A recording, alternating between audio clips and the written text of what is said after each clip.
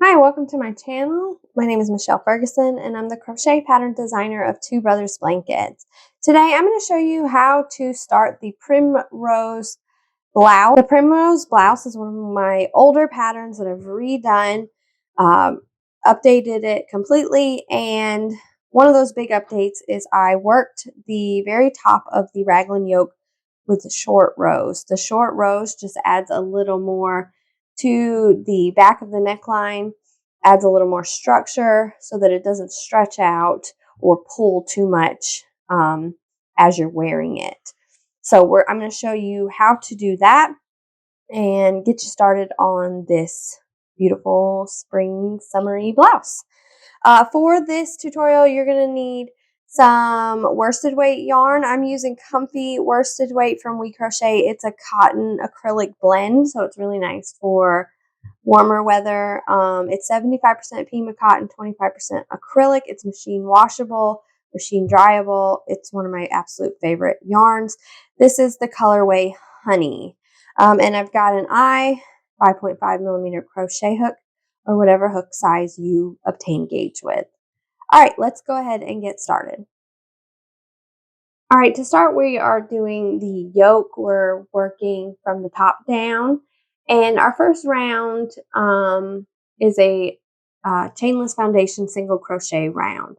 So I have a tutorial for that. If you don't know how to do that, I will link it in the description below. But what it says to do, I'm going to be working the size small for this one. We're going to do 80 chainless foundation single crochet stitches for our round 1, and that's going to get us started, and then we'll move into our short rows. So I'm going to do 80 of those now. All right, I've completed my 80 chainless foundation single crochet stitches, and for round 1 I am going to join to my first stitch to create my round.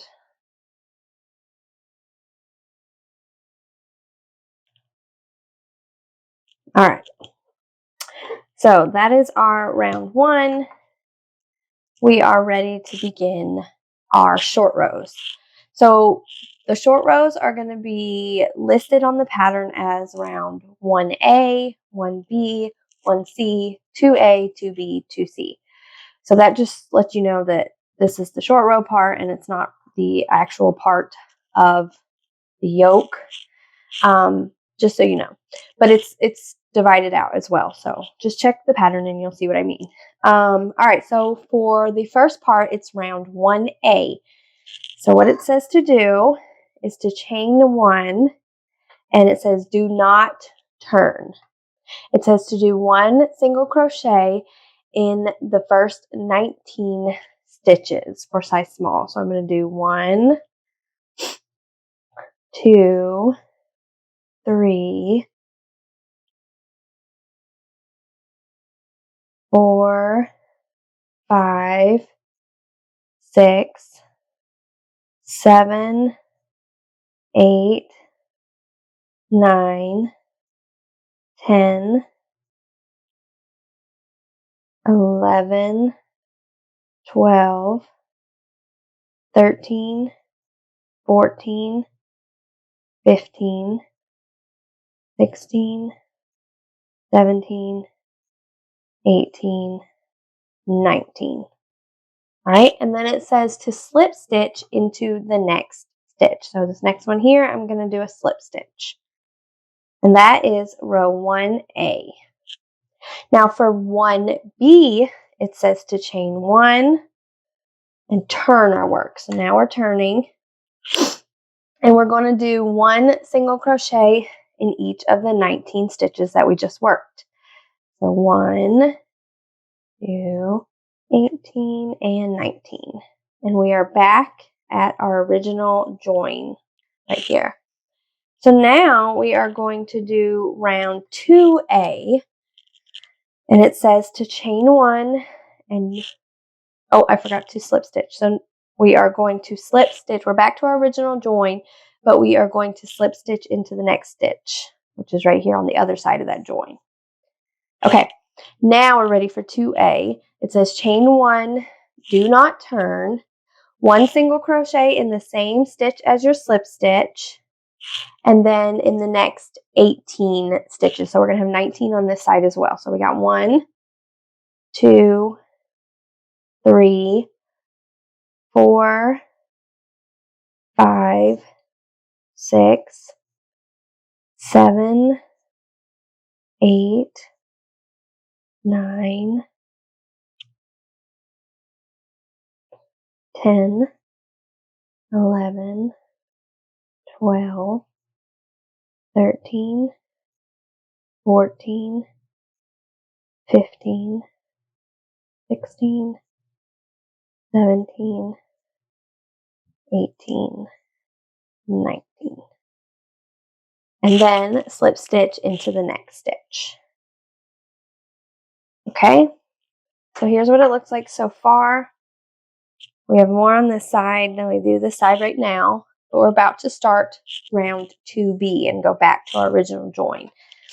So it says chain 1 and turn our work, and to do 1 single crochet in each of the 19 stitches. So 1, 2, 3, 18, and 19.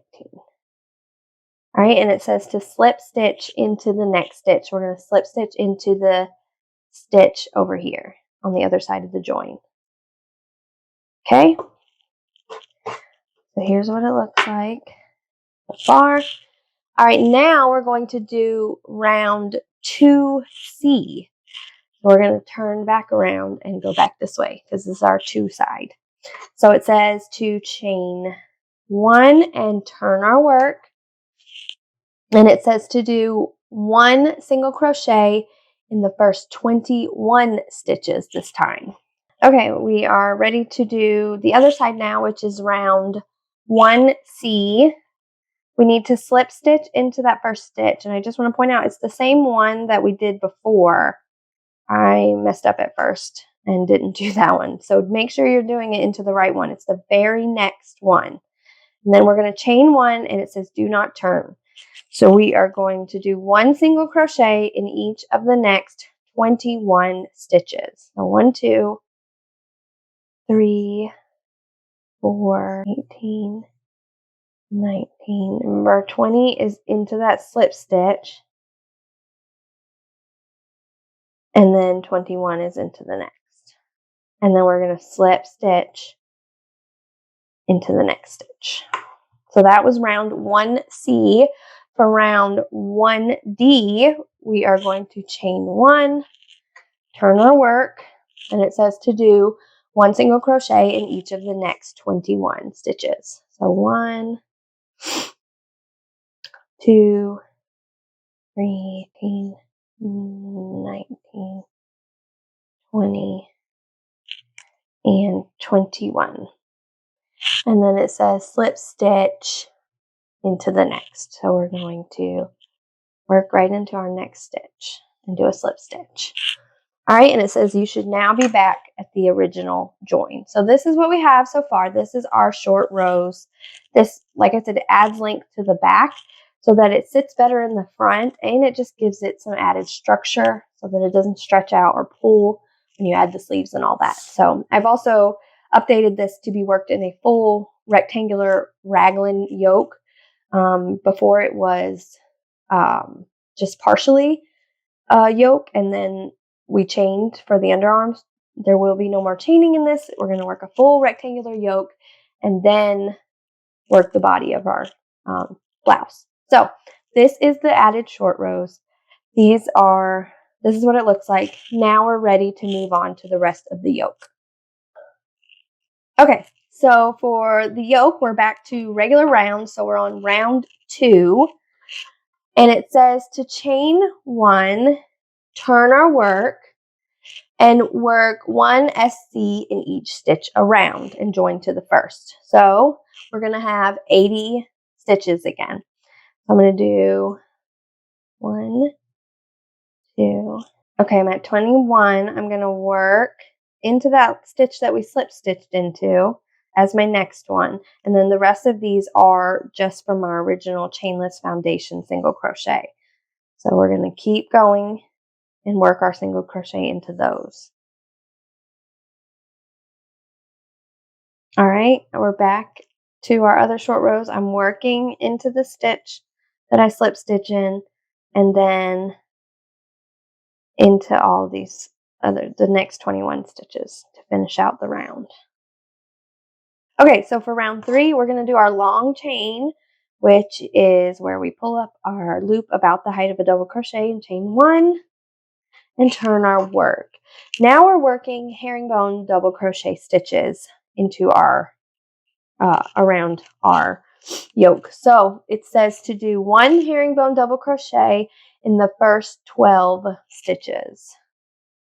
So I'm going to do that. I have a herringbone double crochet tutorial as well that I'll link to if you are not familiar with this stitch. 1, 2, 3, 4, 5, 6,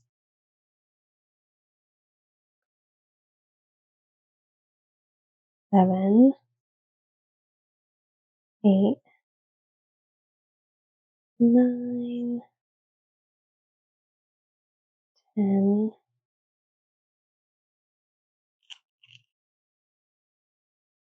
11, and 12.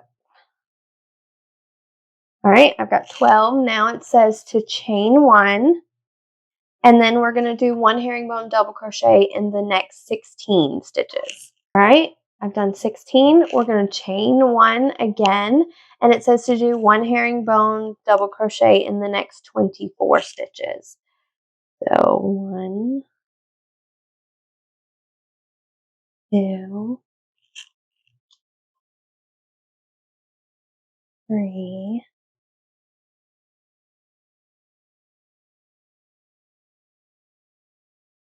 4. All right, I'm at 24. I'm going to chain 1 again. And now I'm going to do 1 herringbone double crochet in the next 16 stitches. Okay, I'm at 16. Again, chain 1. And now we are going to do 1 herringbone double crochet in the last 12. All right, and then we're going to join to our first stitch. All right, so this is what round 3 looks like. We've got our chain 1s in the 4 corners so that we can work our increases. And so now we're ready for round 4. Okay, round 4, we're going to do a long chain, turn our work, and we are going to do a herringbone double crochet stitch to the next chain 1 space. So this is where you will check your pattern for, it's where it'll split up for the different sizes. And so you'll need to look at the pattern to see how many times you need to repeat. But for round 4, we're just doing 1 herringbone double crochet until we get to our chain 1 space. So in this case, since we just started them, it's 12 herringbone double. But this is an easy way to work it so you don't have to count so much. Okay, we're at our first chain 1 space, and now we are going to do an increase. And if you look in the stitches and abbreviation section, you'll see that an increase is a herringbone double crochet stitch, chain 1, herringbone double crochet stitch into the chain 1 space. So we've completed our increase, and now we're going to continue on until the next chain 1 space. And so we're going to continue all the way around, increasing at each chain 1 space. So we have 3 more chain 1 spaces, and then we will do our herringbone and join at the end. So I'm going to do that now. All right, I've completed round 4. I've joined to the first with a slip stitch, and I've got my 4 increases here. I have increased by 8 stitches, so I have a total of 88 stitches, 2 in each chain 1 space, and now we're ready to start our repeats. So here's where it will split for the different sizes, so you'll need to refer to the written pattern for your repeats. But for size small, I'm going to repeat round 4 12 times. So I'm just going to continue with 1 herringbone in each stitch and then an increase in each 4 of the 4 corners, and I'm going to do that for 12 rounds until I get to a total of 184 stitches. Just for a visual, here is our short rows in the back. So it's folded over here. We're working our shoulders and our front and our back between the 4 increased corners. And it'll just keep getting bigger until we join right here at the armholes, at the bottom of the armholes. So you see here, our join is in the back and the short rows are back there. That's your back side. And as your yoke gets bigger and bigger, we'll fold it. We'll skip our shoulder stitches in between those 2 increases and join, and that's going to create your armholes. So just for visual aid there, that is what it's going to look like as it continues to grow and as you work your joining round to create your armholes. And just so you know that the join is in the back. And that is how you work short rows in a top-down yoke. If you have any questions, please let me know. Thank you so much for watching. I hope you'll subscribe to my channel. Have a great day.